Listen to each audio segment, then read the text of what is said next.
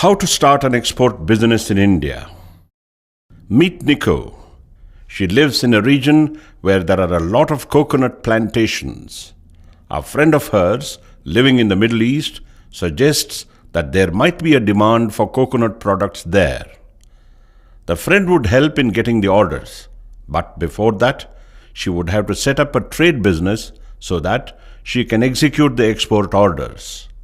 We will explain to Nico how to set up an export business step by step. Step 1.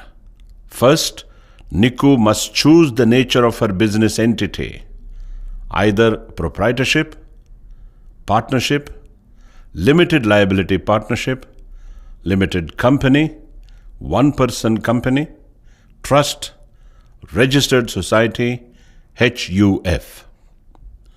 She would also have to decide whether she wants to be a merchant exporter or a manufacturer exporter. Thereafter, the required registration would have to be done. To learn about each of these business entities and what the registrations are required, click here. Step 2. After Step 1, Nico has set up a proprietorship called Fresh Coconut Products. Next, she must get an import-export code.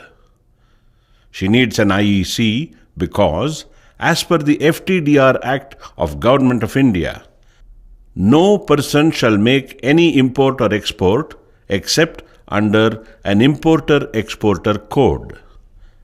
To get her IEC, Nico needs to apply to the Directorate General of Foreign Trade, which is an attached office under the Ministry of Commerce.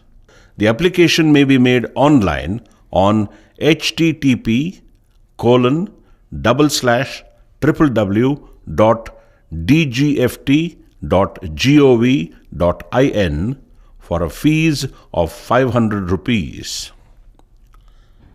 Here, Nico should keep in mind a few things. First, only one IEC is issued against one PAN. Applying for more than one IEC is a violation of the government rules. Also, Nico should remember that an IEC is for a lifetime and no renewal is required for an IEC. Step 3. Next, Nico would have to register with an Export Promotion Council, EPC, or a commodity board. The list of export promotion councils is found in the appendices to the Foreign Trade Policy, which is available on the DGFT website under Acts and Rules.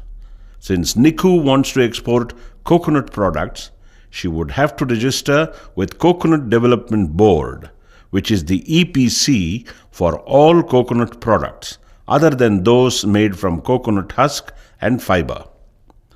For exporting husk and fiber products, she would also have to register with the COURCE board. For some products, one might have to register with more than one export promotion council.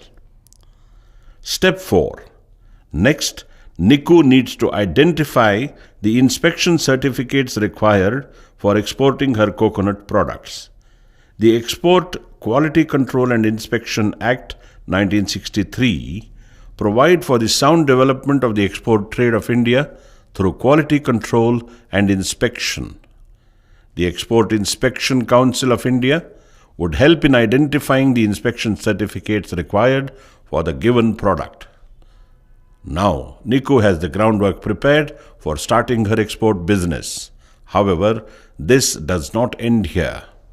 In international trade, there are many other technical specifications related to payment methods, shipping, and documentation, etc. But Nico does not have to worry. DGFT shall explain them as well in the next set of videos. Not only that, we will also discuss the benefits that the Government of India provides to help exporters like Nico stay competitive in the big world of global trade.